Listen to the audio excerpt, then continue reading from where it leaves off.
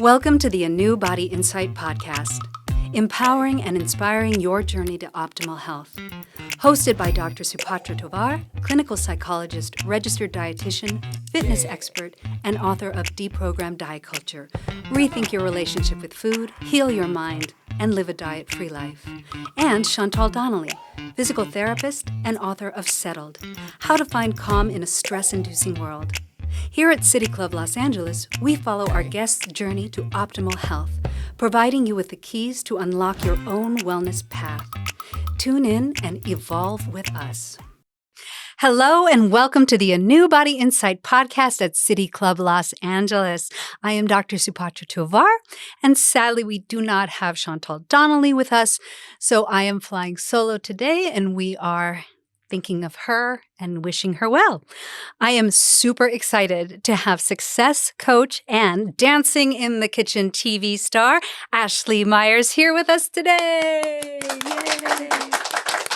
Thank you. I'm happy to be here. Yay! I'm going to read a little bit about Ashley and then we'll get right into our questions. Ashley Miers is a sought-after success coach who helps women find freedom from depression naturally without buying into the lie that they are broken, so that they can love themselves, live a life of joy and love, and ultimately thrive.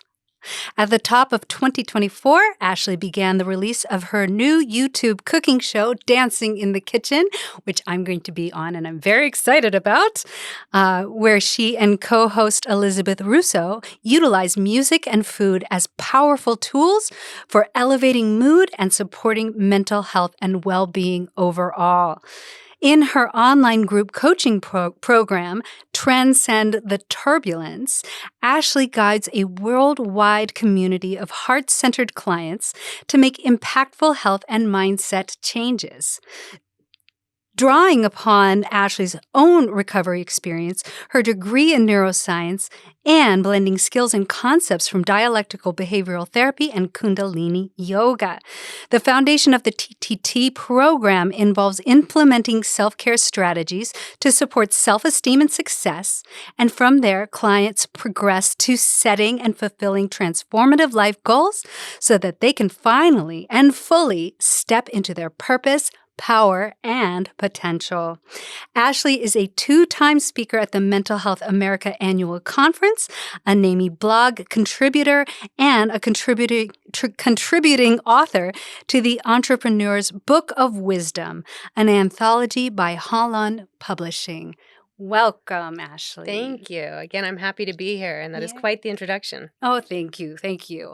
You have quite the bio, so you've got a lot going on here. And as I have learned from you, you have had quite a journey from your own personal struggles with mental health to becoming this beacon of hope and recovery, and that is really incredibly inspiring to me. Can you share what the turning point was for you in deciding to commit to recovery and holistic health? Yeah, absolutely.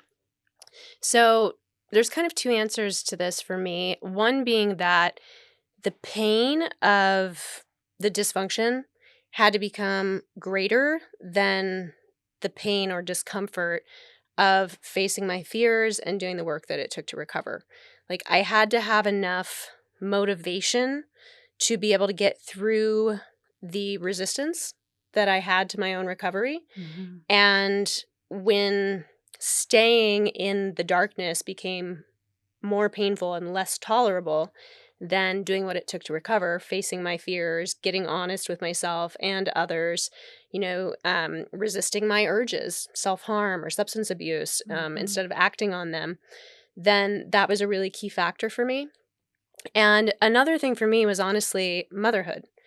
I knew that I wanted to be a wife and a mom one day, and I knew that if I was harming myself in any way, that I couldn't be a healthy mother, and if I couldn't stay sober, if I couldn't take care of myself, then I obviously couldn't be pregnant and, expose a baby to that. Of course. So that's one of the reasons, that's probably, the reason why one of my favorite parts about what I do with my coaching clients is helping them set those transformative goals, because I feel like most of the women that come to me they are in some way or another not aligned with their truth and their purpose. Like in some way, they're selling themselves short, or they're kind of throwing themselves under the bus. Maybe they're taking care of everybody else and they're not taking care of themselves. Right. And they are somehow sort of neglecting or betraying some aspect of themselves that really needs to be lived into. Mm-hmm. And so I help them get clear on what that is, what actually really lights you up. If nobody was judging you, if nothing was stopping you,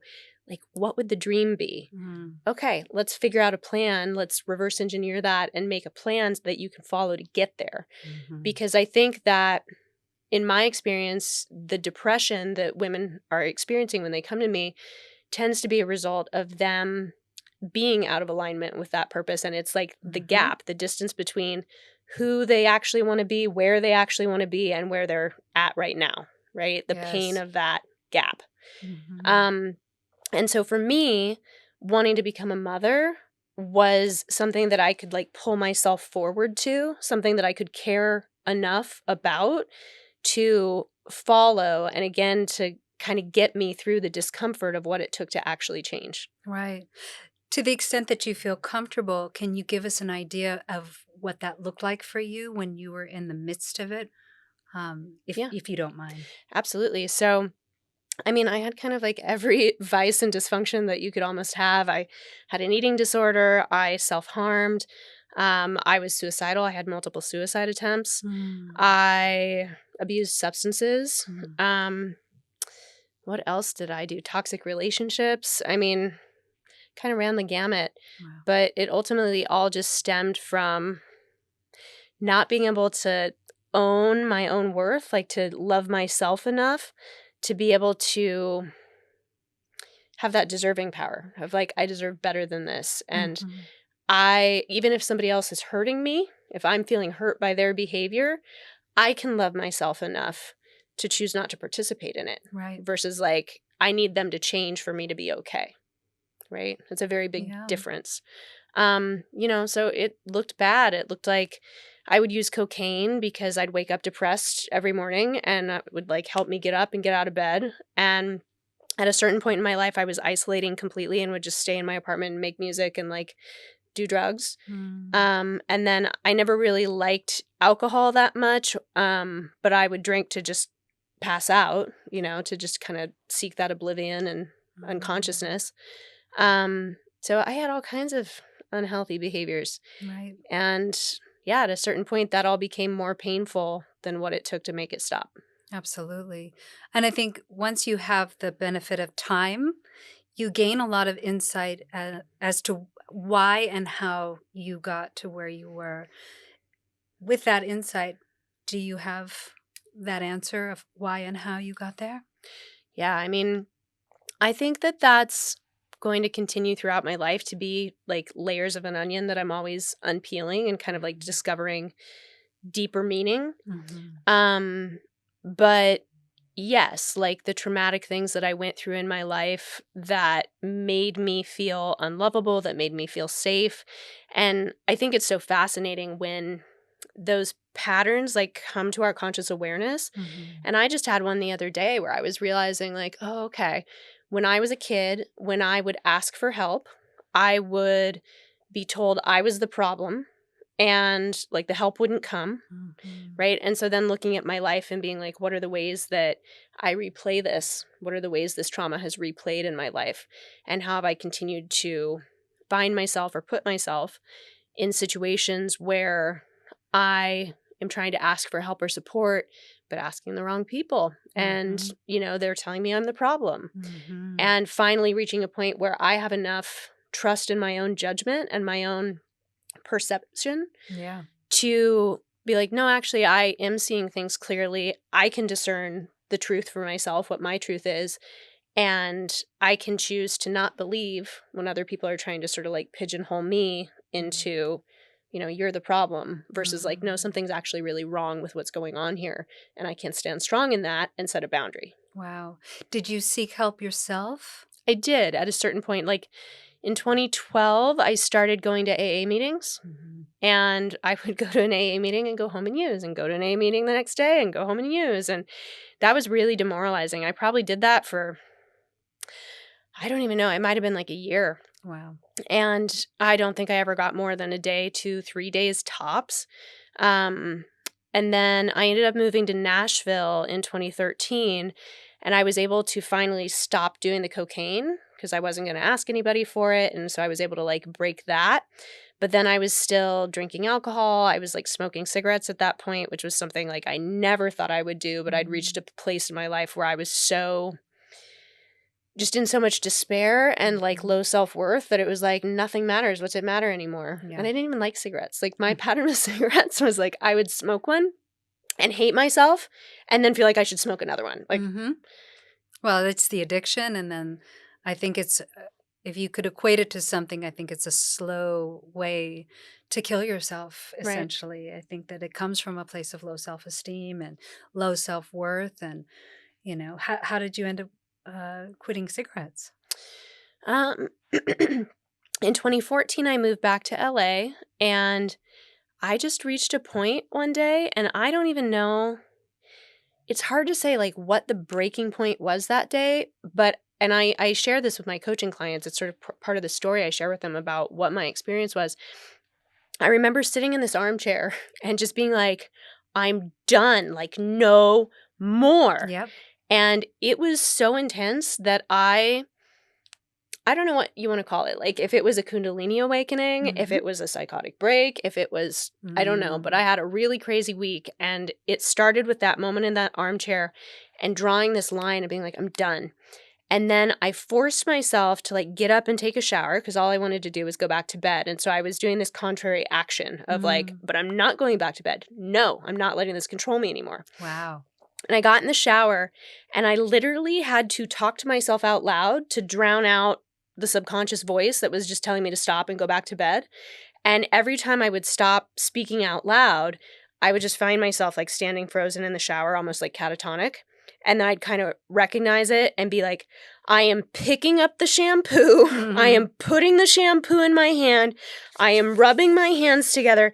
And I mean, I'm sure it looked insane. It felt insane. But I had to have something loud enough to like weigh out that voice that was telling me to like give up and stop and continue the pattern I'd been in for so many years. And then I started going to AA again. And that was the first time I got like real sobriety. I was sober for, say, like 14 and a half months. Wonderful. And that first week, like I couldn't sleep. Like it was really wild, but it felt like a huge psychic shift had happened and something just broke open. And eventually that kind of faded. And it was almost like, the other way I describe it is that me, like this person that's sitting in front of you today, was like in the back seat of the car, and there was this like terrified, out of control little girl at the wheel. Exactly. I was just seeing two sides of yourself warring with each other. And the one that won, how would you describe that side? The adult. The adult was like, you are not driving the car. Get in the back seat where you belong. I'm taking over and I'm keeping us safe. Wow. And that's the mom in you, I think, coming out as well. So and probably just wanting to emerge. I am so glad for that, for you. Thank you. And that you have, you know, I don't like that you've gone through that journey, but I think that journey informs you and has kind of created this mission for you, which is really beautiful. Now, you have a very extensive background in neuroscience, philosophy, nutrition, music, all sorts of different areas. How do you integrate these disciplines into your coaching and your speaking engagements to address both mental and physical aspects of health? So what I feel like I do is I look for what is the need, right? Like I've come to find that I can be overwhelming if I just kind of like open the floodgates. So what I try to do is look for the need of the person or the people that are in front of me, and then draw from whatever I know, whatever discipline seems relevant, and try to meet that need to the best of my ability. So if somebody's coming to me and, you know, maybe they're really resistant to one thing, then I'm going to pay attention to that And I don't want to trigger their defenses and make them close up and not be receptive. Yeah. So I'm not going to try to like bring that piece in right now. I'm always kind of looking for like, what can this person hear right now? Mhm. Where is like the crack where the light can get in? Yeah. And let me like speak to that.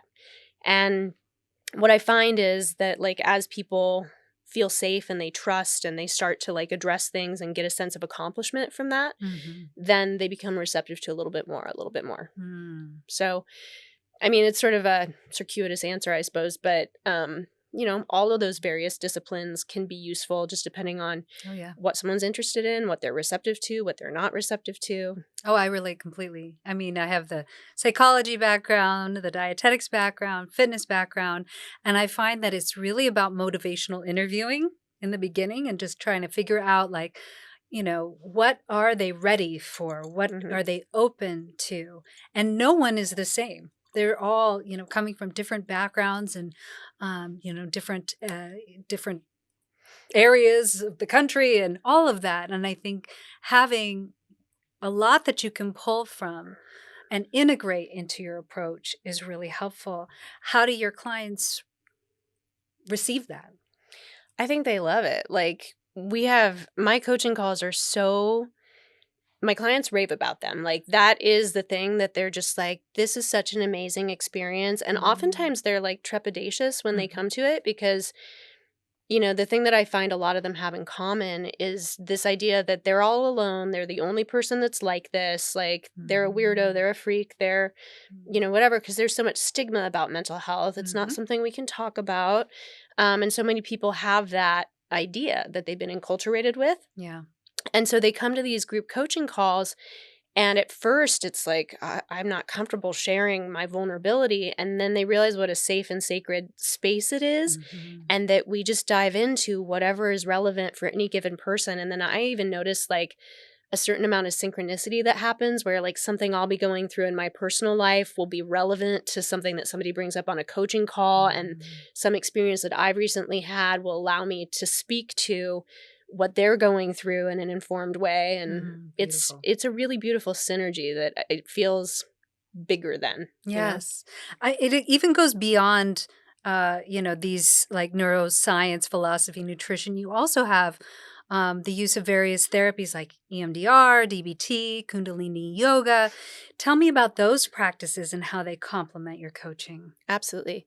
So I'm not a therapist, I'm a coach, so I don't actually practice EMDR with my clients. I do teach them DBT skills, but with the disclaimer that I'm not a DBT therapist. This doesn't substitute for like a DBT program. Right. But those skills have been immensely useful to me. And I find a lot of parallels between Kundalini and DBT. So I guess I'll start with EMDR. And just how powerful it is to get into the body and to process emotions and the somatic aspect of healing. Because we can be in our heads and talk and analyze and be intellectual about it and even understand it. But there's still that subconscious and somatic element that if it's not addressed and it's not resolved, then like our nervous system is running us without our awareness. Exactly. So EMDR is powerful for that. And I recommend that to people to like, we've got to get into our feelings and actually feel them. And DBT and also Kundalini, I feel for me, one of the main benefits has been learning distress tolerance. Yes. Because I feel like that was the thing that really tripped me up when I was younger. Like I couldn't tolerate feeling my feelings. I couldn't tolerate the distress of how intense my feelings were. And learning to sit with that and tolerate it then gave me the ability to not react to it unconsciously. Like I could have a bit of a buffer, have the mindfulness component as well, to sit with it and choose what was my response going to be. And there's so much to DBT, so there's a lot to love, but it's about not making things worse. So can you sit with something and either just not react to it in a way that's going to make it worse, or ideally, can you make a choice that's actually going to start moving you toward healing or making things better? Right. And just to interject, for those that don't know DBT, it's dialectical behavioral therapy, and it was created by Marsha Linehan, who's a very famous therapist who is borderline, has diagnosed borderline personality disorder. So it was originally created to help people with that personality disorder function and operate in the best way that they can. So there's all sorts of skills like mindfulness, working on interpersonal relationships. So that's a big one for people who suffer from borderline personality disorder. There's the mindfulness piece. There's all sorts of like skills. It's a very manualized treatment.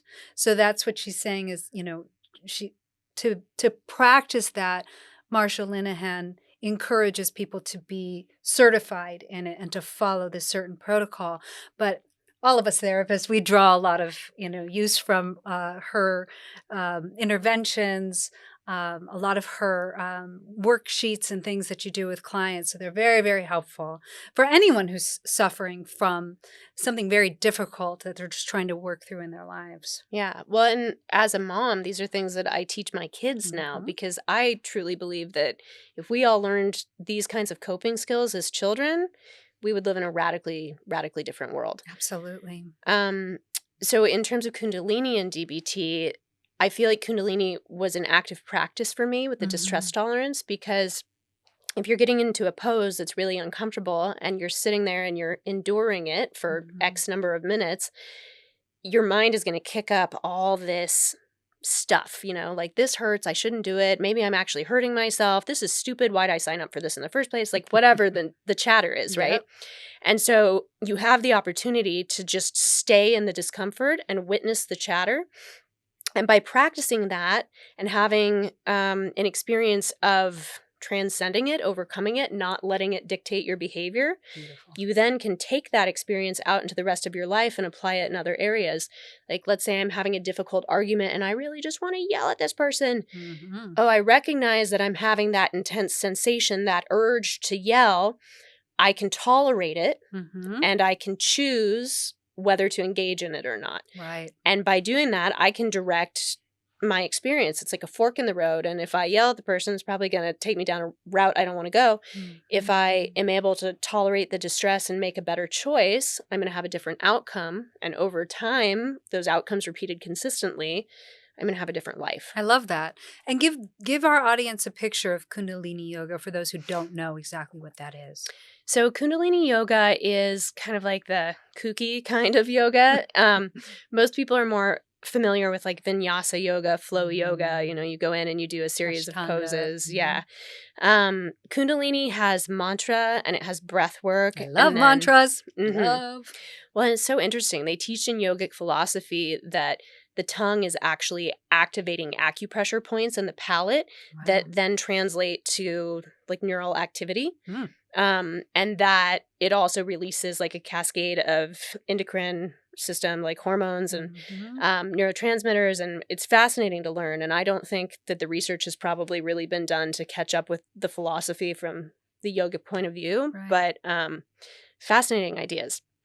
And so Kundalini might look like just sitting there and doing a mudra, which is, what I'm doing with my hands here. There's lots of different kinds of mudras. One of my favorites is just sort of like a silly party trick, but like this thing. Oh, wow. For those listening, she's, playing with her fingers and pressing her fingers together. And then the various mudras and the various chants have certain meanings that are associated with them. So there's one, where you hit your hands together and you chant HUD, and you're chanting it from your solar plexus, and it's about power. Yes. And so I had a dear friend who got me into Kundalini, who has passed now, but he was an epic teacher. And he would like encourage us to like really show up in your power and like yell it. Wow. Right. And so you have an opportunity to go into a space and practice doing these things. Wonderful. That might not feel comfortable or normal in your day-to-day life. And I mean, people will scream in Kundalini classes, they'll laugh, they'll like, anything goes. That's great. But it's a safe space to do that. And so by allowing yourself that freedom, you're sort of letting go of those restrictions and that rigidity that holds so much of us in, of like, this is inappropriate, I can't do this, or I'm not supposed to speak up. You're actually actively practicing using your voice and your power. And then that translates into the way that you show up in your life. Oh, I love that. And I love how you use all of those disciplines to help them find their path. And I think that's really powerful when we actually visualize where we want to go as opposed to what we're afraid that is going to happen. And I do that a lot with my clients. They always go to the worst case scenario, and I try to ask them, well, what's the best case scenario? What would you actually really like to do? And then you give them, something that they can anchor to and work towards. I like how you say you kind of work backwards to get there. Amazing. You have such a background that is, I just think, really unique. And on top of that, you're a singer and a musician, and you have an amazing voice. Thank you. Tell us about that. How has that enhanced your life? When did you start performing music? How does it continue to be a part of your life even through this work? Yeah. So music is kind of funny for me. Like, my family on my mom's side owned a nightclub in Nebraska that was like Nebraska famous. My my grandfather is in like the Nebraska Hall of Fame. And so I had this really strange, like, atypical experience as a little kid in the 80s of like being let in the velvet rope and like taken to the back office and like, but somehow I grew up thinking like music wasn't like a career that you actually did. And like, I don't know why I thought that. I don't know if it was sort of like my family was the business, they were the business owners. And so like the bands were, I don't know. But I took piano lessons my whole life. I did like singing in school. And then when I was a teenager, I got a guitar. I wanted an electric guitar. My family got me an acoustic. And they're like, it's quieter. Yeah. And then I took a couple lessons, but the teacher, I just wasn't really vibing. He was, not that I don't like classic rock, because I do, but I was like a 13-year-old girl, so probably like Spice Girls or something would have been more up my alley at the time. So I took a couple lessons and wasn't really feeling it, but then I would just stay in my room and I'd be hearing like lyrics in my head, and I wanted to make songs, so I taught myself to play guitar just by like messing around until I heard what I wanted to put underneath the words. And so I started writing songs that way. And then I went to college, and my first quarter of college, I was overly ambitious and took too many credits. And I took this creative expression class that was supposed to be like a general requirement. And they gave us this music software that was called Acid that nobody uses anymore. But I got that software and then realized like, oh, I'm not going to be able to keep my grades up if I take this many classes. So I dropped the class. But then I would be late to class the entire rest of my college career, because I would be in my dorm room writing songs. Oh, awesome. But still was like, but that's not a job. That's just what I love to do.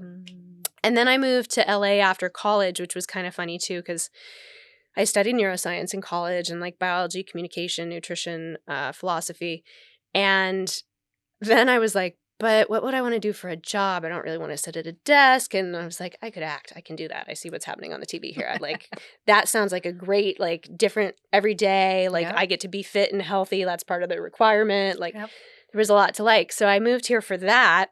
And then my boyfriend at the time like outed me at a Hollywood party to some music industry people and was like, she writes songs. And I was like, don't tell, but do. And they're like, we want to hear them. So I sent this like really crappy sound recorder recording of me like playing guitar. And the woman who was interested was the head of Los Angeles Women in Music at the time. Cool. And she was like, you're good. You should come play our showcase. And I was like, I never performed in front of people.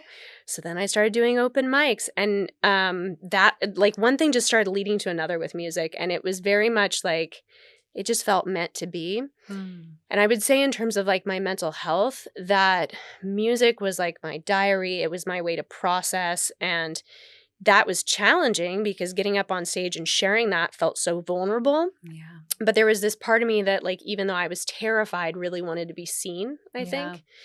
And then also the aspect of like writing a song kind of felt like a different part of myself, a higher part of myself communicating with me, and like the reflection of a mirror almost, where once I had written the song and it was outside of me and then I'd like recorded it and I could listen back to it, then I could gain perspective and like actually understand what I was feeling, right? And like it's been very powerful for me. Wow. And so you use this in Dancing in the Kitchen and anywhere else with your coaching clients? I don't really use my music in the coaching program per se. I mean, I'll share anecdotes. I've thought about maybe at some point experimenting with offering something around that for people. I certainly think that art and music are so therapeutic and just Yes. creative expression. So I Yes. encourage creativity and Mhm. people pursuing whatever creative pursuit like lights them up. Yes. But yeah, I write and record songs. I release them. We shop them for, sync licensing and that sort of thing. And I perform as well. So I'll do like motivational speaking and perform to sort of illustrate whatever topic I'm speaking about. If I'm speaking about my recovery journey, I might do a few songs that actually spotlight moments from that experience. Beautiful. And I heard a really beautiful quote who I don't know who to attribute it to, but this idea that music makes you feel a thought. Mhm. And so it's one thing to talk about things, but kind of like that somatic component we were talking about earlier, Yes. music can evoke a visceral emotional experience. It can be a catharsis. It can help you process. Absolutely. So I feel like combining that intellectual aspect, the story, with the music that can evoke the emotion is a really powerful healing modality. Yeah, I see another program coming up for you. I think that would be so powerful. Well, I'm going to pick your brain some more, but we are out of time for this half of this episode. But Ashley, you are a phenom, and I can't wait to join you and interview again for the next half. But for now, thank you so much for joining us. Tune in next week for the second half of this exciting interview with success coach and Dancing in the Kitchen TV star, Ashley Miers. Thank you. Awesome. Thanks for tuning into the ANEW Body Insight podcast. Please remember, the content shared on this podcast is for entertainment purposes only and does not constitute medical advice. You can find us anywhere podcasts are streaming, on YouTube at my.anew.insight and at anew-insight.com under the ANEW Body Insight podcast tab. Follow us on our socials at my.anew.insight on Facebook, Instagram, TikTok, and Threads for more updates. Tune in next time and evolve with us.